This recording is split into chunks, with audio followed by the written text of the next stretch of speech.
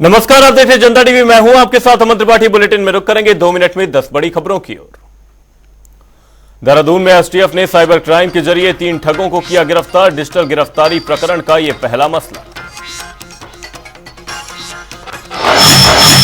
उत्तरकाशी में ऑक्सीजन की कमी के कारण श्रद्धालु की बिगड़ी तबीयत। एसडीआरएफ की तरफ से श्रद्धालुओं को दिया गया प्राथमिक उपचार। हालत खराब होने पर अस्पताल में कराया भर्ती। देहरादून में बिल्डर ने किया आत्महत्या का प्रयास। बिल्डिंग के 8वें माले से कूदकर की जान देने की कोशिश। घायल अवस्था में अस्पताल में कराया भर्ती। डॉक्टरों ने किया मृत घोषित। मसूरी में वनों के पौधे से इत्र बनाने को लेकर सम्मेलन आयोजित। वक्ताओं ने इत्र बनाने को लेकर अपने विचार किए व्यक्त। मसूरी में कार ने स्कूटी को मारी टक्कर। हादसे में 2 युवक घायल। पुलिस घायलों को अस्पताल में कराई भर्ती। देहरादून में पुलिस और बदमाशों की मुठभेड़। पुलिस की गोली लगने से दोनों बदमाश घायल। घायलों को अस्पताल में कराया गया भर्ती। रुद्रप्रयाग में दुर्घटनाग्रस्त होकर नदी में गिरा ट्रक। हादसे में 1 युवक की ही मौत, 2 घायल। पुलिस ने घायलों को अस्पताल में कराया भर्ती। मसूरी में एमआरएफ सेंटर का निरीक्षण। शहरी विकास निदेशालय की टीम ने लिया जायजा। अधिशासी अधिकारी को दिया आवश्यक दिशा निर्देश। मसूरी में टैक्सी मैक्सी महासंघ के प्रदेश अध्यक्ष ने 4 धाम यात्रा को लेकर उठाए सवाल। कहा, अत्यधिक भीड़ होने के कारण लोग सुरक्षित नहीं। रुड़की में कंपनी में लटका मिला शव। पुलिस ने शव को पोस्टमार्टम के लिए भेजा। परिजनों ने हत्या की आशंका जताते हुए थाने में दी शिकायत।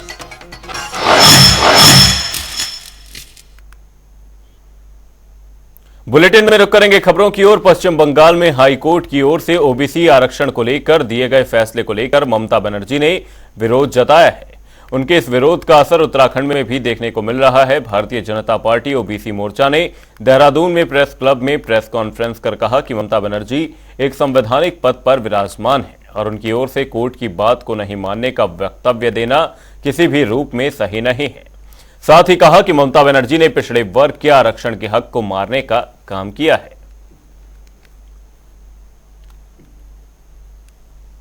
घोर निंदा करते हैं। संवैधानिक पद पर बैठा हुआ कोई भी व्यक्ति अगर हाईकोर्ट के निर्णय को मानने से मना करता है तो कानून कैसे अपना आगे बढ़ेगा और देश कैसे चलेगा। ये हम सभी के लिए एक सोचनीय बात है कि उन्होंने हाईकोर्ट के निर्णय को मना किया है और संविधान के पद पर बैठा हुआ व्यक्ति इस प्रकार की हरकत नहीं कर सकता।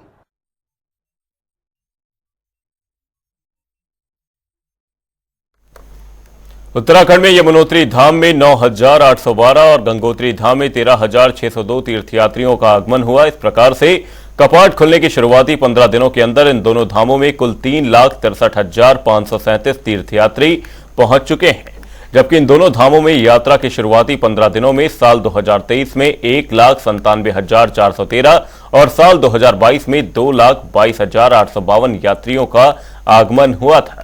वहीं इस बार शुरुआती दिनों में रिकॉर्ड संख्या में तीर्थयात्रियों के पहुंचने के बावजूद जिले में 4 धाम यात्रा सुचारू और व्यवस्थित ढंग से जारी है।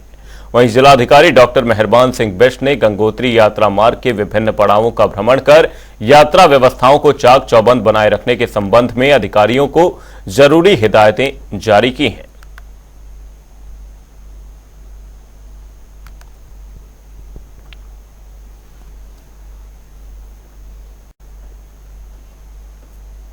गंगोत्री धाम में बड़े पत्थर से मुख्य स्नान घाट की ओर जाने वाले क्षतिग्रस्त मार्ग का यात्रा के 15 दिन बाद भी निर्माण नहीं हो पाया है।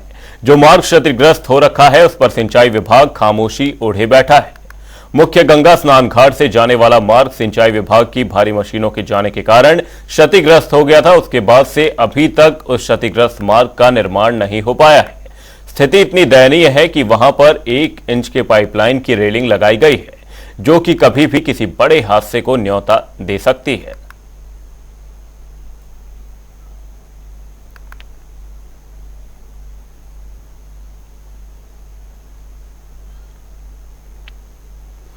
चार धाम की सुगम यात्रा के लिए लगातार सरकार की ओर से प्रयास किए जा रहे हैं, लेकिन बावजूद इसके शासन प्रशासन की कोशिशें रंग नहीं ला पा रही। तीर्थयात्रियों को आए दिन श्रद्धालु धामों के दर्शन किए बिना ही घरों को लौटने लगे हैं। प्रशासन ने अस्थायी पंजीकरण व्यवस्था भी शुरू की थी, लेकिन अब तक करीब 4000 तीर्थयात्री ऋषिकेश से घर लौट गए। देखिए खास रिपोर्ट।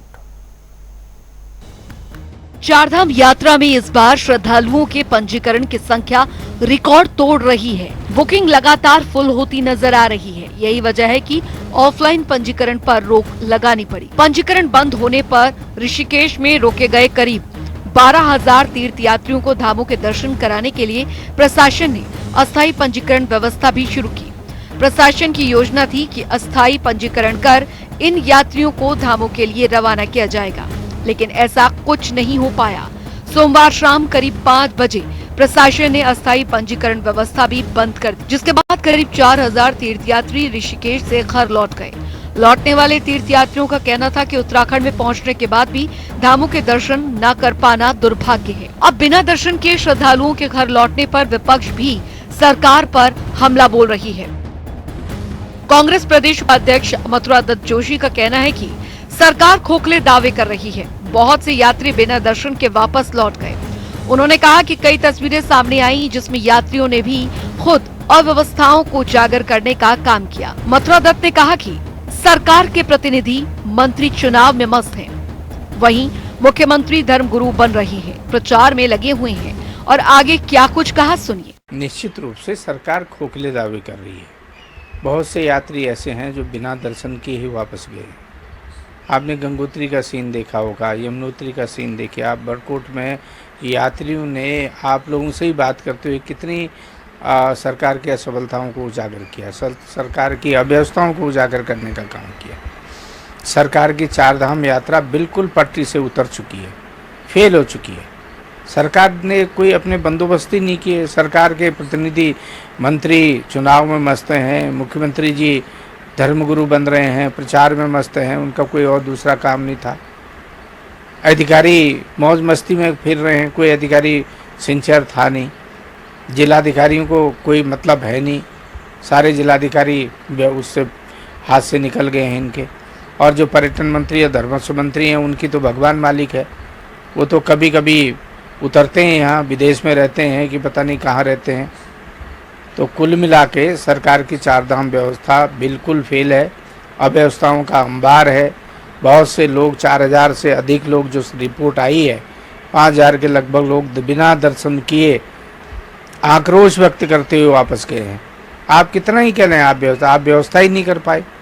आपने रजिस्ट्रेशन तो खोल दिए, लेकिन आप पर डे के हिसाब से हर धाम में आप एक निर्धारित संख्या निर्धारित कर लेते, एक रोटेशन बनाते कि वे यात्री अगर गंगोत्री का रजिस्ट्रेशन है यहाँ यात्रा करेगा, उसके बाद बद्रीनाथ केदारनाथ की तरफ जाएगा।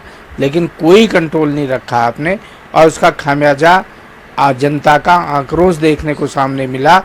और आपकी चारधाम यात्रा बिल्कुल फेल हुई और आज भी अव्यवस्थाओं का अंबार लगा हुआ है।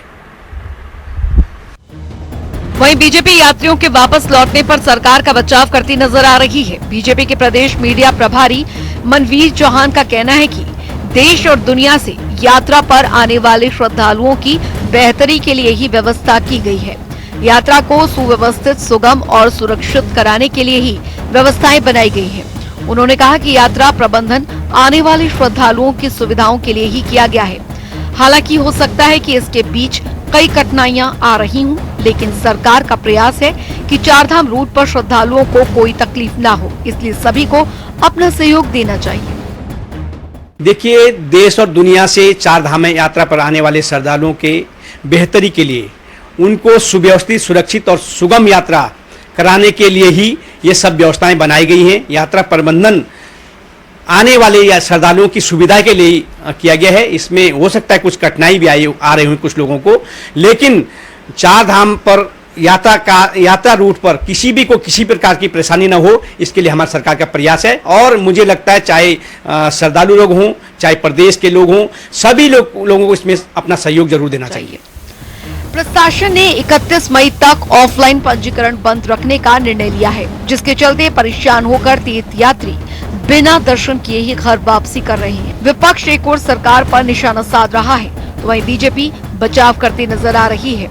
देखना होगा कि आगामी दिनों में चारधाम व्यवस्थाएं कितनी दुरुस्त हो पाती है। देहरादून से जनता टीवी के लिए यशराज आनंद की रिपोर्ट।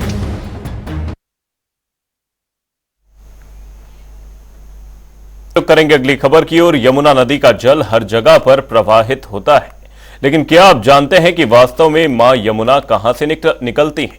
आज हम आपको इसके बारे में, अस्तित्व के बारे में पूरे विस्तार से बताएंगे। तो चलिए आज हम इन्हीं पवित्र धाम यमुनोत्री से जुड़े इतिहास को बताते हैं। ये रिपोर्ट देखिए। अद्भुत अलौकिक यमुनोत्री 4 प्रतिष्ठित हिंदू तीर्थ स्थलों में से, जहां से होती है 4 धाम यात्रा की शुरुआत। यमुनोत्री धाम दर्शन और मंदिर का इतिहास। यमुनोत्री धाम अपने आप में एक बड़ी मान्यता रखता है, जो 4 धाम तीर्थ यात्रा का एक हिस्सा है। यहीं से 4 धाम की यात्रा शुरू होती है। आपको बता दें कि यमुना नदी का स्रोत उत्तरकाशी में गढ़वाल में स्थित है और ये गढ़वाल हिमालय में 3293 मीटर की ऊंचाई पर स्थित है। यमुनोत्री मंदिर का इतिहास। मां यमुनोत्री के मंदिर का इतिहास बताने से पहले हम आपको बता दें कि यमुनोत्री मंदिर गढ़वाल हिमालय के समुद्र तल से काफी ऊंचाई पर मौजूद है। बता दें ये लगभग 3235 मीटर की ऊंचाई पर स्थित है। शुरुआत में मंदिर को तिहरी नरेश ने 1839 में बनवाया था, लेकिन दुर्भाग्यवश यमुनोत्री की बाढ़ की चपेट में आ गया था, जिसके बाद मंदिर का निर्माण पूर्ण रूप से 19वीं शताब्दी में जयपुर के महारानी गुलारिया और टिहरी गढ़वाल के राजा प्रतापगढ़ ने अपनी पूरी निष्ठा और भक्ति के साथ पूरा कराया। यमुनोत्री धाम की यात्रा का महत्व। किसी भी यात्रा के पीछे कई सारे कारण और कथाएं छिपी होती हैं। ऐसे ही मां यमुनोत्री के धाम की यात्रा का महत्व है, जिसके अनुसार कहा जाता है कि सूर्य देवी की पुत्री यमुना और पुत्र यमराज है। जब मां यमुना नदी के रूप में पृथ्वी पर बहने लगी तो उनके भाई यमराज को मृत्यु लोक दिया गया। मां यमुना ने भाई दूज का त्योहार बनाया। यमराज ने बहन यमुना की बात को सुनकर वरदान दिया कि जो भी तेरे पवित्र जल में स्नान करेगा वो यमलोक का रास्ता कभी नहीं देखेगा। इसीलिए कहा जाता है कि जो भी मनुष्य यमुना के पवित्र जल में स्नान करता है तो वो अकाल मृत्यु के भय से दूर हो जाता है और मोक्ष को प्राप्त होता है। इसीलिए यहाँ हजारों से भी ज्यादा की संख्या में भक्त आते हैं। यमुनोत्री के कपाट खुलने का समय। पहाड़ों में बसी यमुनोत्री मंदिर में आने और जाने का समय निर्धारित है। ऐसा बिल्कुल नहीं है कि कोई किसी भी समय आ जा सकता है। इसीलिए मंदिर के कपाट खुलने का समय तय है। बता दें कि मंदिर के कपाट अक्षय तृतीया के पावन पर्व पर खोले जाते हैं, यानी कि अप्रैल मई के महीने में कपाट खोले जाते हैं। यात्रा शुरू हो जाती है और अक्टूबर नवंबर में मंदिर के कपाट बंद कर दिए जाते हैं। यमुनोत्री धाम की यात्रा की शुरुआत। जहां तक बात यात्रा की शुरुआत की है, बता दें कि यात्रा की शुरुआत सबसे पहले पांडवों ने की। पांडव उत्तराखंड में तीर्थ यात्रा पर आए थे, तो पहले यमुनोत्री आए, उसके बाद गंगोत्री, फिर केदारनाथ और बद्रीनाथ की ओर बढ़े। तभी से 4 धाम यात्रा की शुरुआत हुई। तभी से ही यहाँ पर लाखों भक्तों का तांता लगता रहता है और सब अपनी मनोकामना को पूर्ण कराने के लिए यमुनोत्री से यात्रा की शुरुआत करते हुए 4 धाम की पूरी यात्रा करते हैं। मनुष्य अपने जीवन में अनेकों पाप करता है, जिनका उद्धार यमुनोत्री के जल में स्नान करने से हो जाता है। पाप से मुक्ति पाने के लिए हर साल यहाँ भक्त आते हैं और कलयुग में किए पाप से मुक्ति पा लेते हैं। स्पेशल डेस्क जनता टीवी।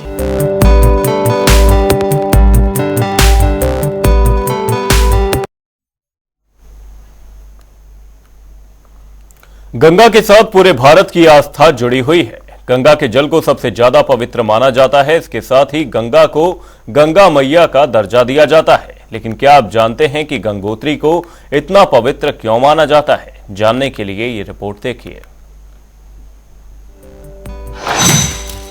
गंगा की धारा, गंगोत्री का किनारा, अद्भुत अलौकिक गंगोत्री धाम। धाम ऐसा मनोरम जैसा, गंगोत्री धाम का किसने कराया था निर्माण?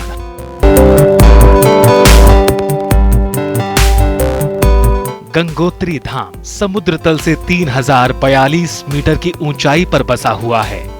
कहा जाता है गंगा मैया के मंदिर का निर्माण गोरखा कमांडर अमर सिंह थापा ने 18वीं शताब्दी में कराया था। गंगोत्री धाम उत्तराखंड के 4 धामों में से दूसरा धाम है। ये उत्तरकाशी की सुंदर वादियों के बीच बसा हुआ है। हरी भरी वादियां, चहचहाती चिड़ियाएं, कल कल बहती मां गंगा इस धाम की सुंदरता में 4 चांद लगा देती हैं। ब्रह्मा के कमंडल से कैसे धरती में आई भागीरथी? पौराणिक कथाओं के मुताबिक भगवान राम के पूर्वज रघुकुल के राजा भगीरथ ने मां गंगा को धरती पे लाने के लिए इसी जगह एक शिलाखंड पे बैठकर भगवान शिव की घोर तपस्या की। भगवान शिव भगीरथी के तप से खूब प्रसन्न हुए और उन्होंने गंगा को ब्रह्मा जी के कमंडल से अपने सर पे धारण कर लिया। जिसके बाद भगवान शिव ने एक जटा खोलकर गंगा को हिमालय की गोद में भेजा। मां गंगा ने धरती को पहली बार गंगोत्री धाम में ही स्पर्श किया।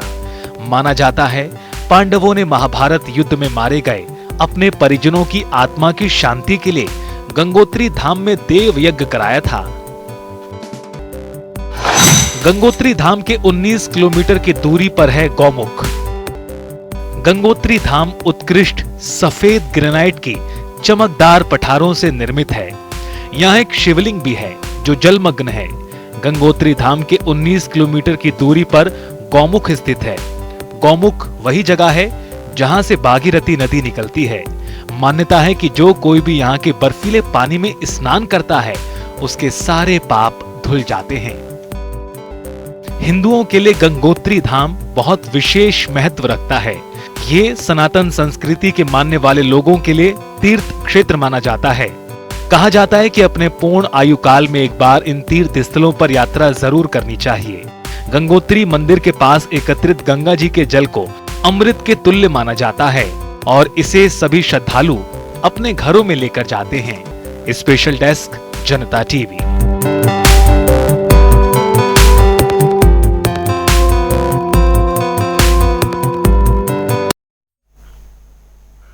एक कहावत तो आपने जरूर सुनी होगी, खिसियानी बिल्ली खंबा नोचे। ऐसा ही कुछ वन निगम करता हुआ दिखाई दे रहा है। वन विभाग की कार्यवाही के बाद वन निगम पूरी तरह से बौखला उठा और वन विभाग अपने ऊपर लगे आरोपों को नकारते हुए जांच की बात कर रहा है। क्या है पूरा मामला, देखिए हमारी इस खास रिपोर्ट में।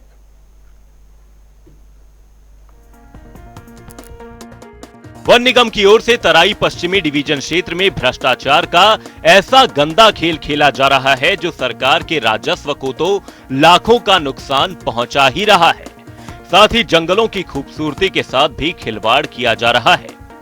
दरअसल वन विभाग की ओर से वन निगम को यूकेलिप्टस के पेड़ काटने की परमिशन दी गई थी और इसी परमिशन की आड़ में वन विभाग के अधिकारियों ने लकड़ी माफियाओं के साथ मिलकर चोरी छुपे यूकेलिप्टस को बेचने का गंदा धंधा शुरू कर दिया। लेकिन यह गंदा धंधा ज्यादा दिन नहीं चला। डीएफओ प्रकाश चंद्र आर्य को जैसे ही इस पूरे धंधे की खबर लगी तो प्रकाश चंद्र आर्य ने अपना मुखबिर तंत्र एक्टिव किया। जैसे ही लकड़ी माफियाओं ने यूकेलिप्टस को जंगलों से उठाकर अपने अपने गोपनीय अड्डे पर ले जाकर रखा, तभी डीएफओ प्रकाश चंद्र आर्य के निर्देशों पर तैयार हुई टीम ने फिल्मी अंदाज में लकड़ी माफियाओं पर कार्रवाई कर दी और कार्रवाई में लाखों की तादाद में यूकेलिप्टस की लकड़ियां बरामद की गई। डीएफओ प्रकाश चंद्र आर्य की तरफ से अग्रिम कार्रवाई की जा रही है। वन विभाग के खिलाफ भी अब कार्रवाई करने की तैयारी डीएफओ प्रकाश चंद्र आर्य की ओर से कर ली गई है। ये कल शाम हमको एक सूचना प्राप्त हुई थी कि जो वन निगम की जो लॉट चल रही है, हमारा प्लॉट नंबर 50 और 49, उनका जो वहां से जो वन निगम में पातन हो रहा है और उसके बाद जो ढुलान कर रहे हैं ठेकेदार, वो लोग इसको माल चोरी करके जो है एक किसी जगह पे इकट्ठा कर रहे हैं और वहां से वो जो है बाहर बेच रहे हैं। तो इसकी सूचना प्राप्त होने पर हमारे द्वारा अपना जो मुख्य तंत्र है उसको लेकर के अपने स्टाफ की इसकी ड्यूटी लगाई गई और जैसे ही वो माल वहां पे पहुंचा तो हमारी टीम द्वारा उसको पकड़ लिया गया और उसके बाद में उसकी गिनती कराई गई। तो ये लगभग 112 नग हैं वहां मौके पे मिले हैं, जिनको कि हमारे द्वारा अपने कब्जे में लेकर के उसकी नपत करके और आगे की कार्रवाई उसमें जो की जा रही है। ये देखिए, अब ये तो जांच के बाद पता चल जाएगा कि कहाँ से आया है, क्योंकि उसका गिल्टे तो स्पेसिफिक है, उसमें ऐसा तो कुछ है नहीं, इतने मोटे गिल्टे हैं तो पता चल जाएगा। बाकी जो सूचना थी और जो कार्रवाई के लिए मेरे द्वारा जो निर्देशित किया गया था अपने स्टाफ को किया गया था, उसमें और इसके अलावा और कुछ नहीं है। हाँ, अभी तो प्रारंभिक जांच में नाम उनके आए हैं, लेकिन अब उनका विशेष उसमें जब S2 केस जब जारी होगा और S2 केस के आधार पर जांच के बाद उनको कंफर्म उनका नाम दिया जाएगा। वहीं अपने फर्ज से गद्दारी कर पैसों के लालच में सरकार को राजस्व का नुकसान पहुंचाने वाले और वन विभाग की आंखों में मिर्ची झोंकने की नाकाम कोशिश करने वाले अब DFO प्रकाश चंद्र आर्य की कार्रवाई से बुरी तरह से बौखला गए हैं और अब मीडिया के आगे अपनी सफाई पेश करते हुए नजर आ रहे हैं। क्या कुछ कहा अपनी सफाई में वन निगम के क्षेत्रीय प्रबंधक हरीश पाल ने, आप भी सुनिए। आज सुबह ही मेरे संज्ञान में आया है कि रुवेद खान करके कोई ईंट सप्लायर हैं, उनके पेरीफेरी में कुछ यूकलिप्टस के गिल्टे बरामद किए हैं, जिसमें मैंने त्वरित ही DLM जो हमारे पूर्वी रामनगर है श्री राकेश कुमार जी, उनसे जानकारी ली है। तो उनका कहना है कि समस्त स्टाफ हमारा और वन विभाग का मौके पर ही है और उसकी जांच पड़ताल कर रहा है।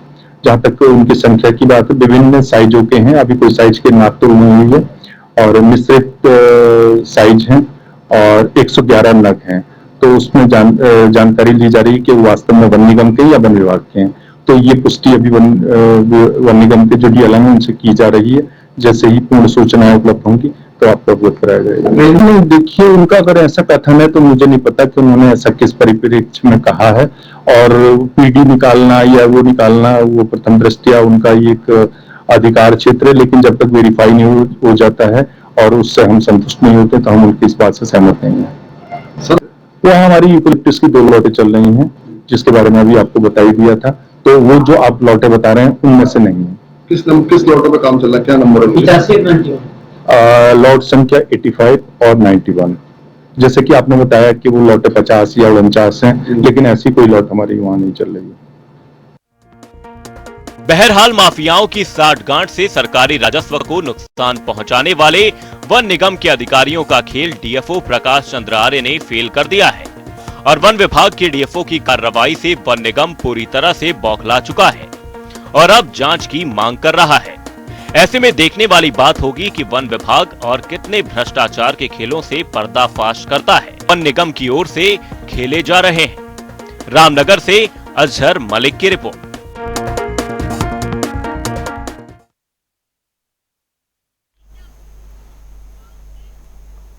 बुलेटिन में फिलहाल के लिए सिर्फ इतना। कहीं जाएगा नहीं। जनता टी पर खबरों का सिलसिला रहेगा जारी। तब तक के लिए नमस्कार।